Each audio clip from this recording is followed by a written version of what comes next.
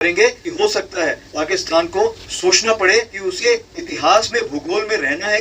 ভারতের সেনাপ্রধান জেনারেল উপেন্দ্র দ্বিবেদী রাজস্থানের অনুপগড়ে একটি সেনা পোস্ট পরিদর্শনে গিয়ে বলেছেন, পাকিস্তানকে মানচিত্র থেকে মুছে ফেলা পর্যন্ত ভাবতে হতে পারে যদি তারা রাষ্ট্র সম্মতভাবে সন্ত্রাসবাদে মদত দেয়া বন্ধ না করে। শুক্রবার দেয়া এক ভাষণে জেনারেল দ্বিবেদী সন্ত্রাসবাদের বিরুদ্ধে কড়া ব্যবস্থা নেওয়ার আশঙ্কা প্রকাশ করেন। अगर उसे भूगोल में अपनी जगह बनानी है तो उसके लिए उसे जो स्टेट स्पॉन्सर्ड टेररिज्म जिसको हम बोलते हैं। তিনি বলেন, বিশ্ব মানচিত্রে টিকে থাকতে চাইলে পাকিস্তানকে রাষ্ট্রীয়ভাবে সন্ত্রাসবাদে সহায়তা করা বন্ধ করতে হবে। তিনি আরো বলেন, ভারত পূর্বে অপারেশন সিন্ধুর 1-0 চলাকালে যে সংযম দেখিয়েছিল, এবার সেই ধরনের সংযম দেখা যাবে না। এবার আরো শক্তিশালী সিদ্ধান্তমূলক পদক্ষেপ নেওয়া হতে পারে।